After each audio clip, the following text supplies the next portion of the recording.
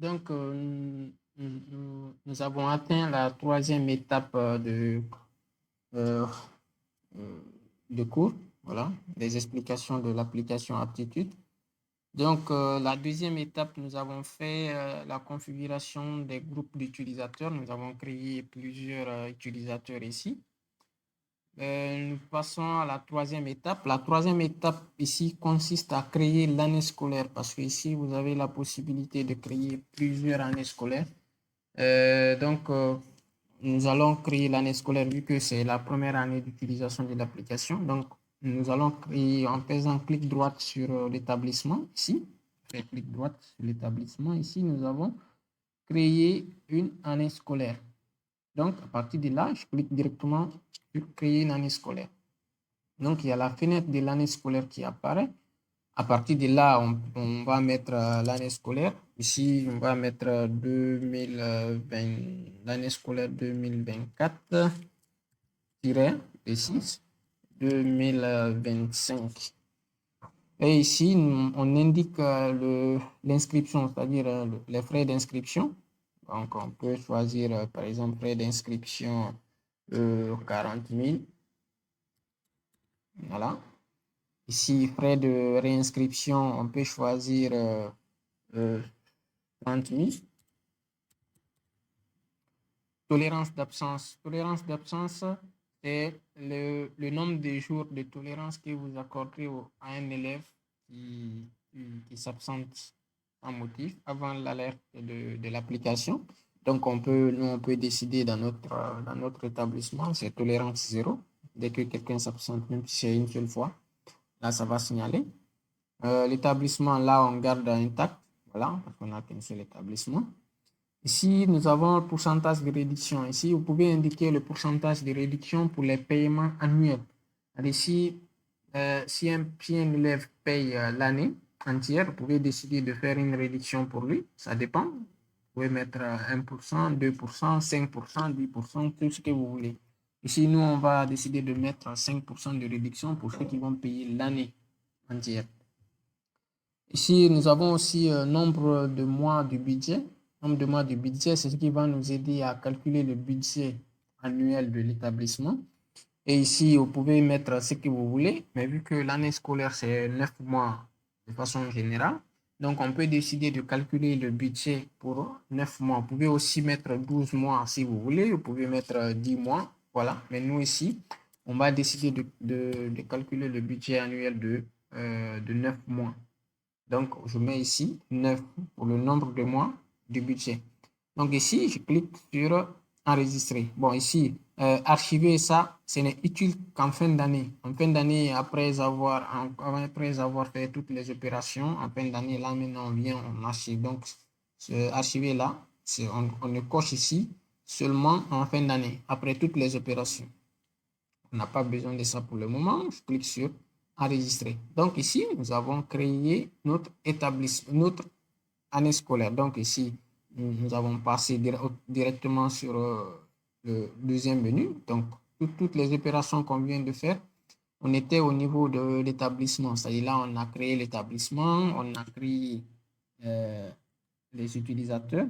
Là aussi, maintenant, on vient de créer l'année scolaire. Et on est passé directement dans le menu année scolaire. Donc ici, nous avons notre établissement. Et à rappeler que si vous avez plusieurs écoles, vous pouvez créer encore d'autres établissements. Si vous avez deux écoles, vous pouvez créer les deux établissements à la fois et avec les mêmes étapes. Voilà. Donc, nous allons nous concentrer uniquement sur l'établissement. Donc, on vient au niveau de l'onglet dans le menu année scolaire.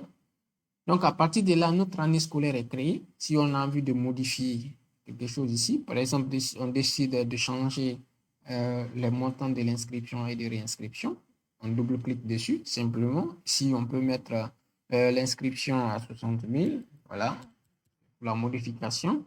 La réinscription, on peut dire 50 000. Et puis, on clique directement sur enregistrer. Donc, la modification est prise en compte. Donc, dès après la création de l'application, l'étape suivante consiste à créer maintenant les périodes de l'année scolaire. C'est très, très, très important parce que si ça, ce n'est pas créé, l'application va très, très mal fonctionner.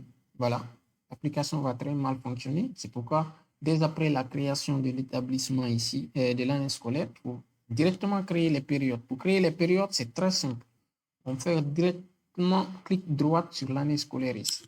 Dès qu'on fait clic droit, on va voir ici créer des périodes automatiques. Donc, dès que je clique créer des périodes automatiques, ça va créer directement les périodes de l'année scolaire. C'est quoi les périodes de l'année scolaire? C'est-à-dire, ce sont les mois qui indiquent le début de l'année scolaire et la fin de l'année scolaire. Par exemple, ici, l'année scolaire, ça commence en octobre, généralement, en Guinée principalement, et ça se termine au mois de juin. Mais pourquoi c'est paramétrable? Parce que c'est possible de changer. Si l'ouverture, par exemple, est en septembre, commence en septembre au lieu d'en octobre, vous pouvez directement changer. Vous pouvez double-cliquer ici, vous dites OK. Au lieu que ça commence en octobre, l'ouverture maintenant c'est en septembre. Et vous choisissez, septembre, ça fait partie de quel trimestre? Le premier trimestre de l'année scolaire. Et ça fait partie de quel semestre? Premier semestre de l'année scolaire. Et ici, vous choisissez, ça fait partie de quelle année scolaire? Vous choisissez l'année scolaire et puis vous cliquez sur enregistrer. Donc, vous pouvez aussi changer ici, au lieu de novembre, vous décidez, OK, c'est octobre. Vous choisissez quel trimestre, quel semestre, et puis vous enregistrez. Mais nous ici, vu que principalement, bon, de façon générale, les cours commencent en Guinée en octobre, donc vaut mieux, on va garder ici octobre comme premier mois et deuxième mois de l'année scolaire, on choisit novembre. Voilà. Donc, si tout est correct, là, vous n'avez pas besoin de modifier. Mais si l'année scolaire commence en septembre ou bien en novembre, donc vous pouvez tout changer. C'est possible de tout changer. Mais par défaut, ça commence octobre, novembre, décembre qui indique le premier trimestre et ça fait partie aussi du premier semestre. Maintenant, janvier, février, mars qui constituent le deuxième trimestre, avril, mai et juin qui constituent le troisième trimestre. À ce qui concerne les semestres, octobre, novembre, décembre et janvier qui constituent le premier semestre. Maintenant, de février jusqu'en juin qui constitue maintenant le deuxième semestre. C'est très important parce que même la gestion des notes, c'est ces périodes-là qui seront utilisées au niveau de la gestion des notes. Et ce sont ces périodes-là aussi qui sont utilisées pour les paiements mensuels pour les élèves. On va en venir tout à l'heure. Vous allez voir l'importance de ces périodes.